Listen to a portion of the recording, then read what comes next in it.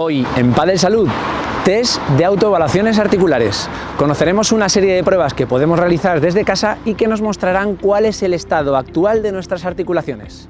Aquí, donde siempre, en AZ Recovery. Comenzamos.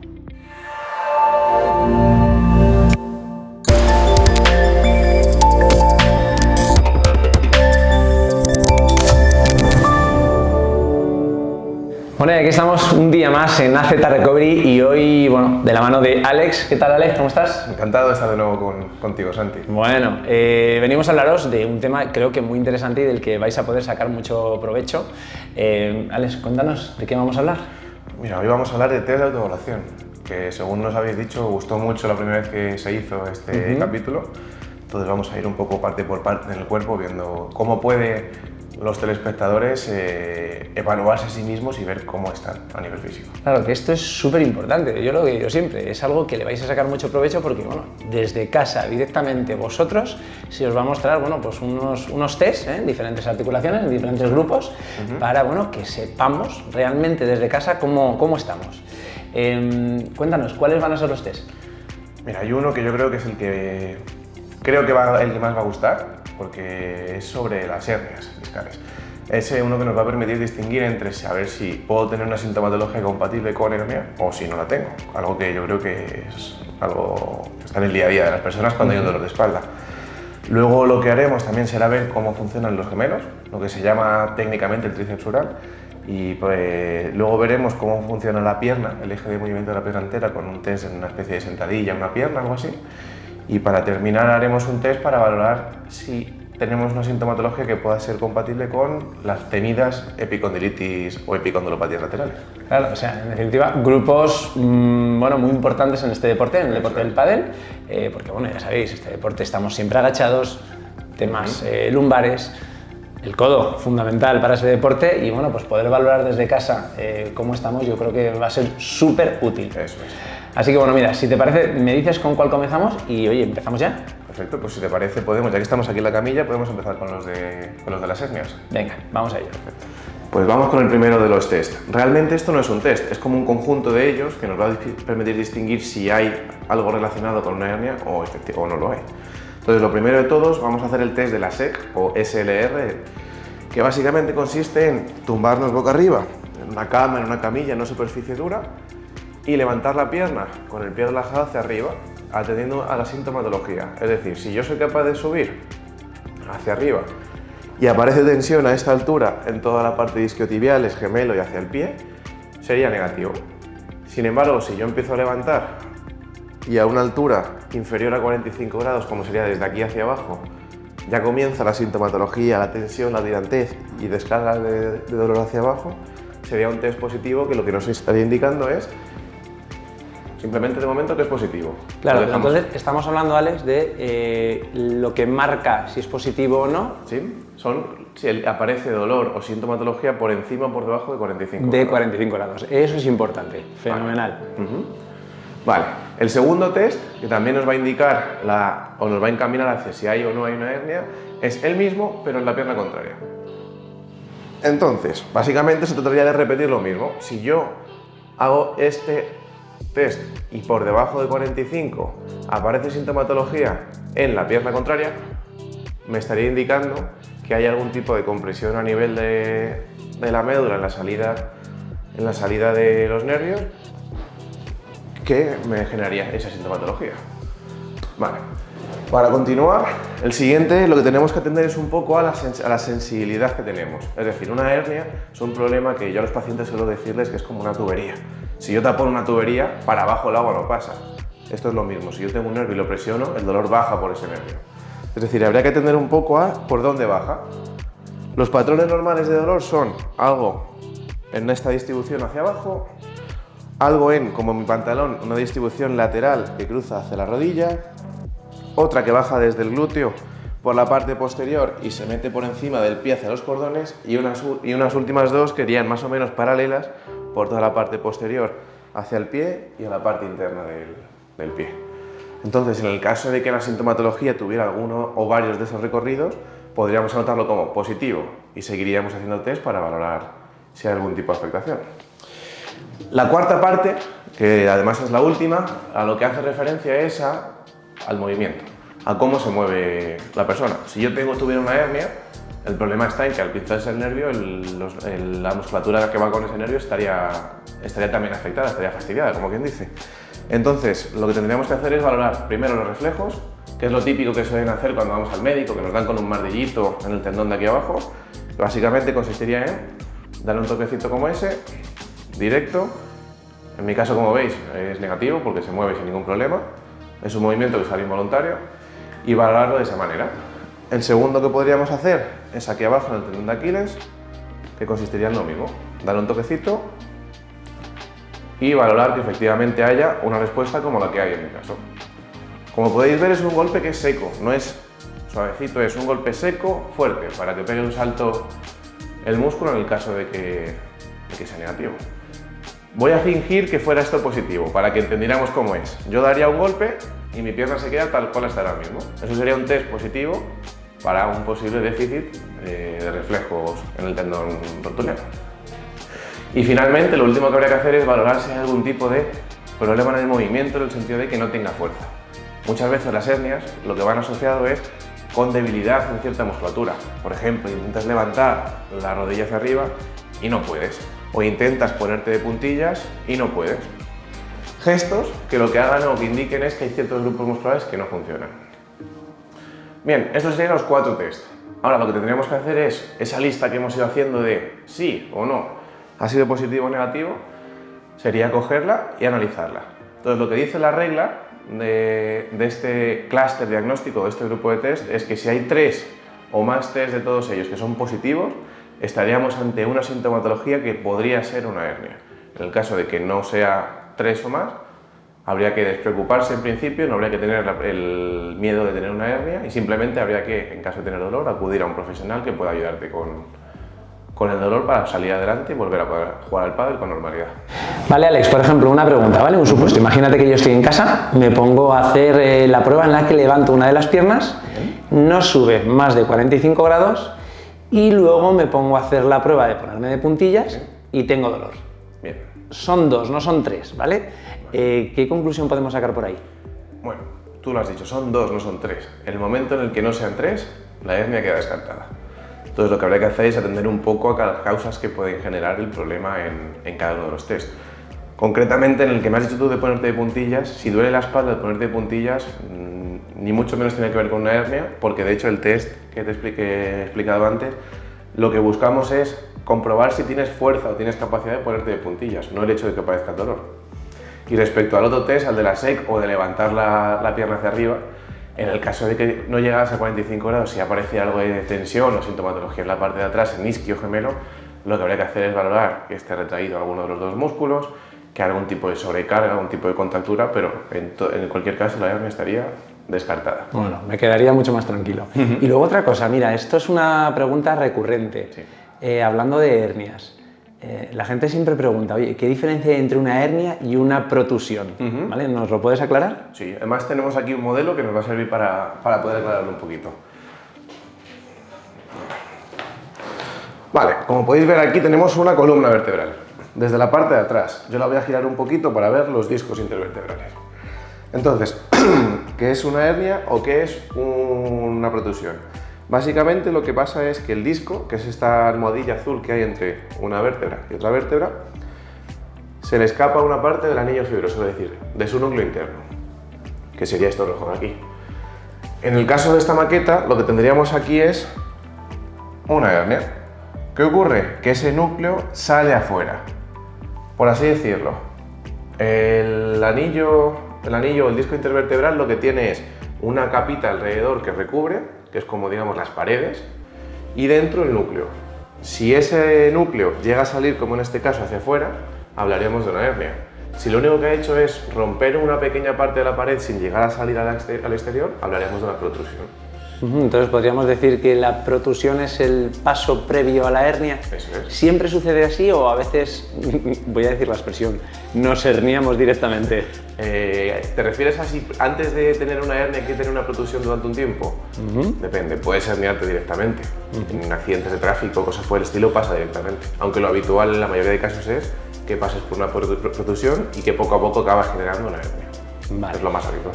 Y mira, ahora a lo mejor te pongo en un compromiso, pero vamos a ver, ¿hay alguna prueba en la que veamos y logremos identificar si vamos en proceso de tener una hernia porque tengamos una pequeña protusión? ¿Hay alguna manera de identificarlo?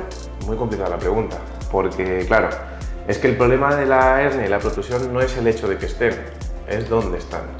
Yo tengo una hernia como la que tiene aquí el modelo, y esta hernia si la tienes ni te enteras, no hay ningún problema, o no deberías, porque no comprime ningún tipo de estructura nerviosa, no tiene ningún tipo en principio de repercusión a nivel funcional, entonces esta hernia, de hecho, no nos tendríamos ni por qué enterar.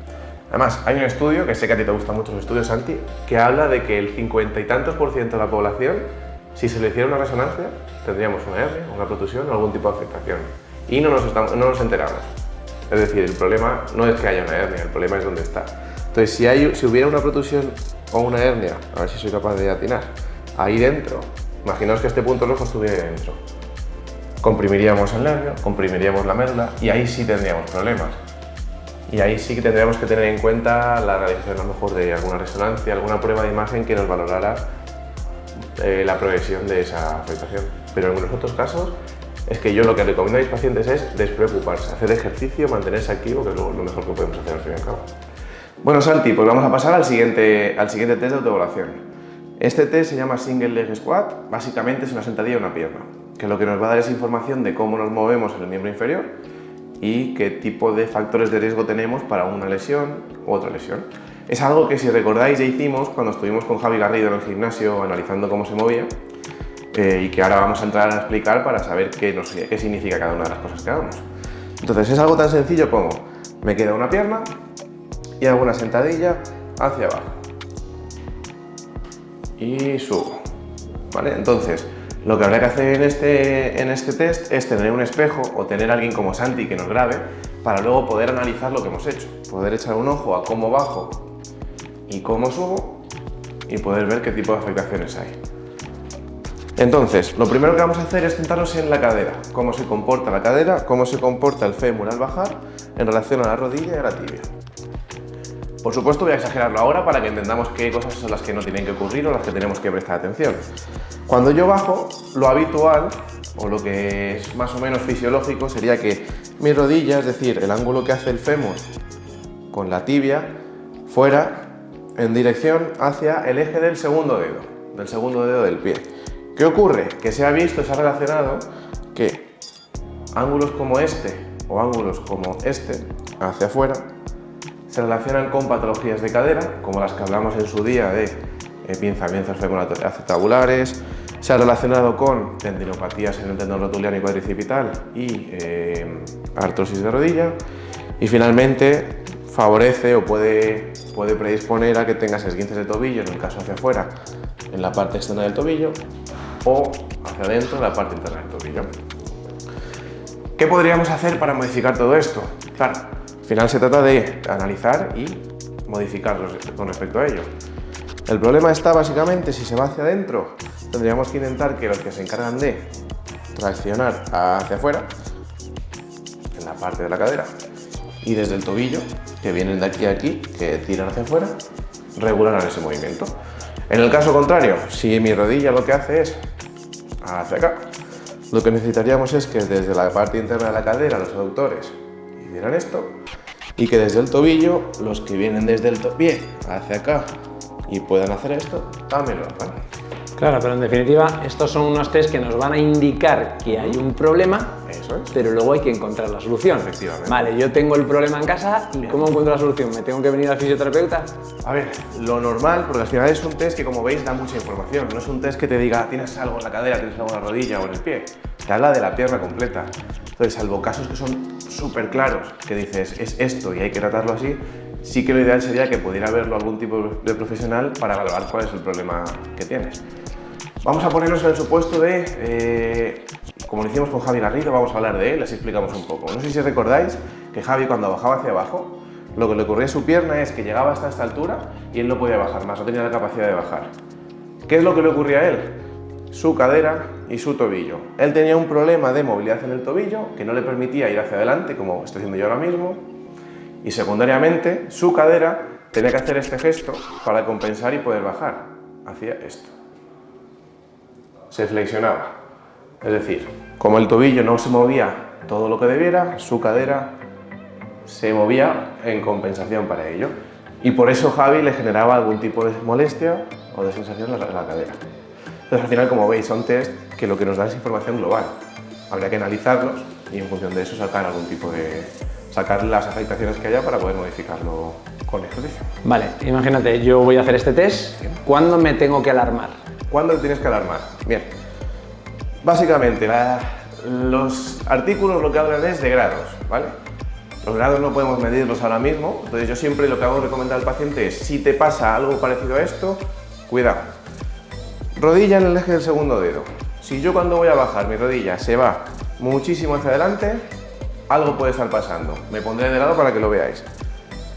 Ahí estaré en el eje del segundo dedo. Si mi rodilla se va hacia allá, algo puede estar pasando. Después, de frente, igualmente, eje del segundo dedo. Si mi rodilla se va mucho hacia adentro o mucho hacia afuera, algo puede estar pasando también y habría que intentar tratar de analizarlo para modificarlo. Esos son los tres tips que yo puedo recomendar para este test.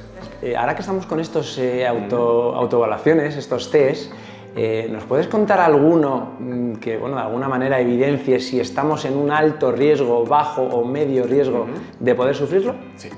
Sí, además es un test que tiene una evidencia científica alta para detectar ese tipo de cosas. Se llama HRT, Heel Rise Test en español, o básicamente elevación del talón.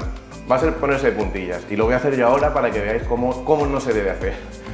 Entonces, básicamente es un test que consiste en, luego os pondremos una tabla para que podáis hacer las equivalencias, consiste en, dependiendo de la edad, tengo que llegar a un número determinado de repeticiones. Mi caso, grupo de edad entre 20 y 29 años, tengo que llegar a 37 repeticiones. Ahora veremos a ver qué pasa. Entonces, ¿cómo hay que hacer este test? Yo lo que tengo que hacer en este test es coger una herramienta como es un metrónomo que tengamos un tempo 2/4, que suene algo así como esto. Ajá, sí, 2/4. Eso es. ¿Para qué? Para seguir el ritmo mientras yo estoy haciendo el ejercicio. Y entonces, si os parece, vamos a por ello y a ver qué es lo que hago. Vale, ¿cuántas repeticiones tienes que hacer en este rango? 37 debería hacer. 37, Sí. Pues venga, vamos con ello. Si me echas una mano, Santi, porque a la 15 voy a estar cansado y no voy a poder ni pensar. Vale, entonces, datos a tener en cuenta. Es importante que las repeticiones sean repeticiones al ritmo y completas. El test se acaba en el momento en el que yo hago una repetición que no sea como esta, es decir, sería algo como así, o que yo la haga a un ritmo menor del compás que me marca el metrónomo. Entonces, si os parece, vamos a por ello.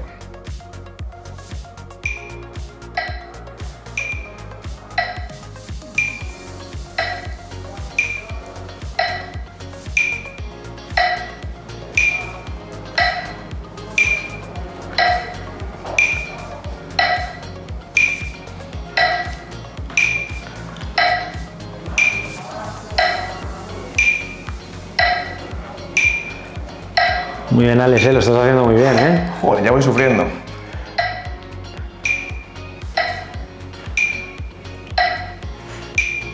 Menos mal que me he puesto de espaldas.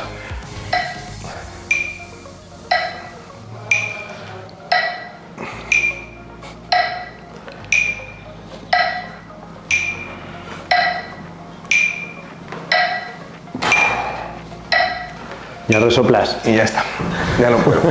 Esa última, si os paráis a analizarla, veréis que ya no he llegado a hacer una repetición completa, entonces ahí paramos. ¿Cuántos has hecho, Santi? Pues la verdad es que no lo sé. Yo me he perdido un poco, pero creo que ha sido en torno a 28, es decir, me he quedado bastante lejos de lo que habría que hacer. Entonces, os he hecho un ejemplo de qué no tiene que pasar. Vale, entonces, si no llegamos a los rangos que hemos puesto en la tabla, Eso es. ¿qué consecuencias puede tener o bueno, qué análisis podemos hacer de ello? ¿Qué análisis puedo hacer de mí mismo ahora mismo? Que tengo que entrenar muchísimo la fuerza del gemelo y del sóleo. ¿Por qué? Porque yo cuando juego al pádel ahora mismo tengo un riesgo, no digo que sea algo que vaya a pasar sí o sí, digo que hay un riesgo de que pueda tener una pedrada. Entonces tengo que trabajar el sóleo y el gemelo a muerte. Tengo que salir ardiendo por las noches cuando haga ejercicio. Bueno, Alex, pasamos al siguiente, ¿no? El último test. Eso es. El último test es un test que está diseñado para la temida epicondilopatía, la epicondilitis. Entonces es un test en el que, como veis aquí, vamos a utilizar una silla, que va a ser nuestra herramienta en este caso para poder analizar cómo está nuestro codo, para hacer el test. Básicamente, es muy sencillo el test. Se llama test de elevación de la silla. Como su nombre me indica... Tampoco se han molestado en poner un nombre mucho más Desde específico, luego, no se lo ocurran mucho. Se trata de levantar la silla. Entonces, habría que intentar coger la silla desde esta posición y levantar hacia arriba. Como veis, lo que estoy haciendo yo ahora mismo, eso no valdría. Quiero decir, la fuerza hay que hacerla con todo esto, ¿vale? Me han preguntado alguna vez algún paciente qué ocurre si la silla es muy pesada, como es este caso. ¿Compenso con el hombro y eso también valdría o no valdría? No. Básicamente el ejercicio o el test lo que quiere hacer es testar cómo está esta musculatura de fuerza. Entonces, sí, obviamente hay una parte de hombro que me va a ayudar a levantar aquí arriba, pero yo tengo que ser capaz de aguantar ahí. ¿Qué ocurre con las sillas? ¿Por qué se hace con una silla el test? Porque el peso no se reparte equitativamente. Como veis, esto será una silla que pesará 4 o 5 kilos. El peso no cae hacia abajo directo, sino que oscila, se mueve de un lado a otro y me cuesta muchísimo. Si yo ahora cojo una mancuerna de 10 kilos, fijaos cómo soy capaz de aguantar en esta posición. Un peso que es en una sola dirección, sin desbalancearme, aguanto 10 kilos. Pero cojo una silla y cuesta mucho más, incluso se cae. Entonces, normalmente lo que solemos decir es que el test tendríamos que ser capaces de aguantar entre 5 y 10 segundos aquí arriba. Y evidentemente sin dolor. Por supuesto. Al final hay que diferenciar en dos cosas. Estamos haciendo una autoevaluación a nivel preventivo. ¿Qué quiere decir? Normalmente, o lo que pretendemos es que cuando hagáis este tipo de cosas en casa, lo que testéis es si tenéis la fuerza necesaria o no para evitar tener el riesgo de tener una epicondilitis. Ahora bien, si hay dolor, por supuesto hay que acudir directamente a algún profesional para que puedan valorar cómo está el tendón y descartar que haya ningún tipo de problema de epicondilitis relacionada con el padre. Vale, vamos a analizar, por ejemplo, conclusiones. Bien. Por ejemplo, pongamos, imagínate que yo puedo levantar la silla, ¿sí? Y simplemente puedo levantar la silla sin dolor, vale. 3 segundos. Pues habría que mejorar esa fuerza. Básicamente habría que pasarse a hacer trabajo con las mancuernas. Es decir, si yo tengo la silla, soy capaz de levantarla como me ha pasado a mí ahora. Ya puestos he fallado casi todos los test que he hecho. Soy capaz de levantarla, pero aguanto 2-3 segundos, tendría que tener más competencia en esta musculatura para resistir. Entonces habría que empezar a hacer algún trabajo de fuerza con mancuernas, como hago yo con esta, para empezar a mejorar toda la fuerza de los extensores de la muñeca, de los que forman ese tendón que se daña en las epicondilitis, y evitar que el tendón pueda llegar a sufrir algún daño cuando jugamos al pádel. Vale. Otro de los supuestos que puede aparecer, bueno, pues nos ponemos a levantar la silla y duele desde la primera. Vale. Si hay dolor, algo pasa. ¿Qué puede pasar? En primer lugar, ya que tenemos la pesa de 10 kilos, vamos a hablar de la carga. Puede pasar que lo que hayamos hecho sea un esfuerzo muy grande. Es decir, no tener fuerza, meternos 10 kilos de golpe, un peso demasiado grande y que duela por eso. Eso sería algo benigno. ¿Qué otras cosas pueden ocurrir? Que nos esté mostrando que efectivamente hay algún tipo de afectación de nuestro tendón o de nuestro mecanismo extensor de muñeca. Y en ese caso habría que intentar acudir a algún profesional a que valoraran la integridad del tendón, el funcionamiento de la musculatura para solucionar la epicondilopatía en el caso de que lo hubiera. Venga, Alex, que lo voy a hacer yo ahora. Vamos a ver. Venga, voy a levantar la pierna. A ver, ¿cómo va? ¿Bien? ¿Supero los 45? Bueno, de sobra yo creo. De sobra. Venga, vamos con la otra. Vamos a ver, ¿con esta bien? ¿Supero 45? Más o menos, ¿eh? Más o menos, ¿no? Ahí. Vale, perfecto. Venga. Y lo importante es sin ningún dolor ni ninguna sintomatología. Nada, todo de momento perfecto. Venga, ¿cuál es el siguiente? De hernias estamos. Pasamos a las siguientes. Acuérdate que los de hernias no eran ninguno, era darte golpecitos en la rodilla. Vale, vamos a darme unos golpecitos en la rodilla. Mira, por ejemplo, el golpecito, ¿no? El golpecito seco. ¡Uepa! ¿Eh? ¡Uepa! Es gracioso porque parece que lo hago a propósito, pero sale automático. Pero sale sin querer. Sale automático. ¿Tendríamos que mirar también la otra? Sería interesante, pero realmente en este caso no haría falta. ¿No haría falta? No. No haría falta como tal. Vale. Alex, mira, por ejemplo, voy a hacer la sentadilla, ¿eh? Ya estoy a la pata coja, bajamos, ¿eh? ¿Lo ves alineado o no lo ves alineado? Vale, y subo. ¿Está bien? Cada lo importante es subir. Subo. Perfecto. Bien, ¿vamos con la otra? Dale con la otra. Venga, vamos a probar con la otra. Bajo. Y subo. Pues mira, por ejemplo, en el caso de Santi podríamos ver una diferencia entre una pierna derecha impoluta y una pierna izquierda en la que habría que analizar qué puede ocurrir. Bueno, pues venga, ya tenemos ahí algo, ¿eh? Ya hemos sacado algo por ahí. Vale, vamos a poner el metrónomo y le doy un poquito de ritmo, ¿no? A la cosa. Dale, caña, venga, a Santi. ver.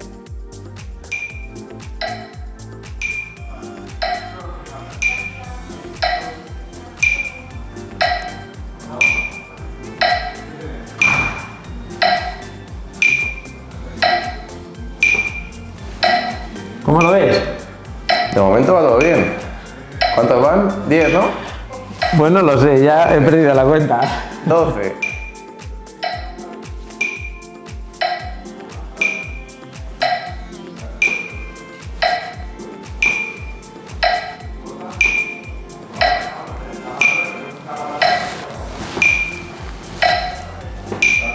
Ya va costando.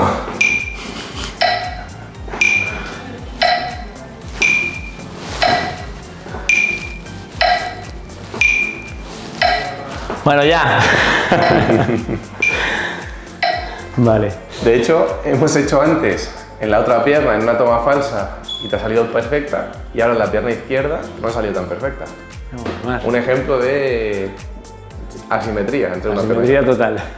Alex, si yo todo el día con la pala en la mano y necesito saber cómo ando yo, ¿eh? De mi, bueno, la articulación más importante para mí, que es la del codo, y voy a ver si levanto yo también la silla. Vamos a ver. A por ello. Voy a mantener ahí y tendría que mantener aquí unos segunditos, ¿no? Eso es. Bueno, yo creo que Al menos 5 o 10 segundos. de momento está superada, ¿no? Bien, sin dolor y nada. Todo Lo perfecto. tienes de sobra. Podríamos hacerlo también, como me has explicado, con la pesa, ¿eh? Que sería mantenerlo aquí, ¿no? En esa posición. Uf, pero esta ya pesa, ¿eh? Esta ya Sí, pesa. es más peso, es más peso. Esta ya pesa, pero está mejor repartida. Y sin dolor. Así que de momento mi articulación del codo está sana, sana, sana. Bueno, Alex, pues esto ha sido todo. Te quería yo preguntar, ¿me das el aprobado con los test que he hecho? Algunos sí, otros no, ¿eh? Y de hecho, mala suerte para ti, pero los que no hemos grabado han salido mejores que los que hemos grabado. Bueno, pues oye, nada, ¿qué le vamos a hacer? Pero de momento la aprobadillo lo tengo. Sí que es verdad que me llevo la siguiente conclusión. Estos test son muy útiles para saber, bueno, evidentemente, si hay una lesión y si tengo que ir al fisioterapeuta, y no solamente para eso, sino también bueno, saber si tengo que hacer una potenciación muscular, un refuerzo muscular para proteger la articulación. Me ha gustado mucho el del metrónomo, ¿vale? Sí. Importante para, bueno, saber cómo andamos dentro de lo que cabe de la probabilidad, si tenemos una alta o baja probabilidad de tenis leg. Y luego, bueno, también me ha gustado mucho el del test de la silla. ¿Alguna recomendación para todos? Bueno, una recomendación es, esto está pensado a modo preventivo, entonces hacedlo, probadlo e intentar ver, a ver qué pasa haciendo esos test. En función de eso, seguir trabajando o empezar a trabajar un poco más musculatura o acudir a una persona, a un profesional en el caso de que sea necesario. Bueno, pues nada, espero que saquéis provecho de todo esto, creo que es súper interesante y nada más, agradeceros que estéis ahí semana tras semana y nos vemos muy pronto en un próximo reportaje.